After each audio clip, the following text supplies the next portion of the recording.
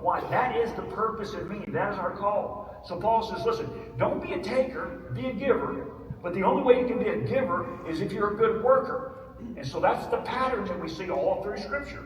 Here's another one, 1 Thessalonians chapter 2, verse 9. Paul said the example. He says, listen, I'm not just preaching to the choir. I'm not just telling y'all to do something that I'm not willing to do myself. Notice what Paul says in 1 Thessalonians chapter 2, verse 9. He says, I'm the example.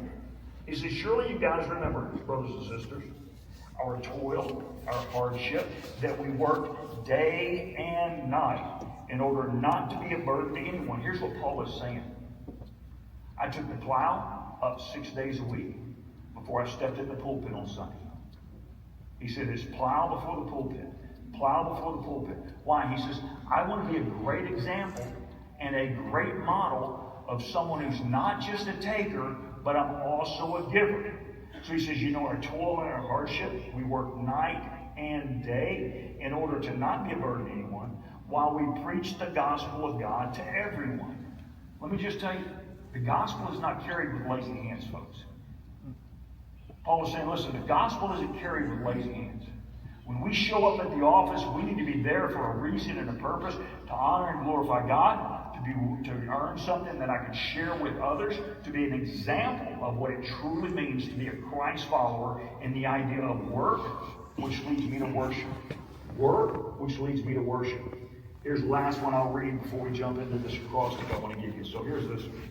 Colossians chapter 3, I love these words. You might want to memorize these. Whatever you do, everybody say whatever. A word whatever, look at this written language, it means whatever. I listed 10 top jobs a few minutes ago. If you do one of those jobs, great.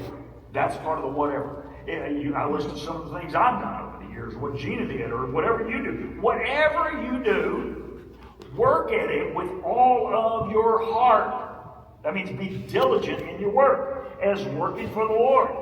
He says, listen, if we understand Christ as our boss, man, excellence is always the only option. So he says, not for human masters. He says, every one of us has a boss. You have bosses, I have bosses.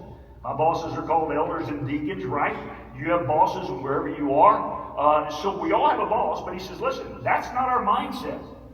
He says, we don't work for human masters, since you know that you will receive an inheritance from the Lord as a reward. It is Christ whom you are serving.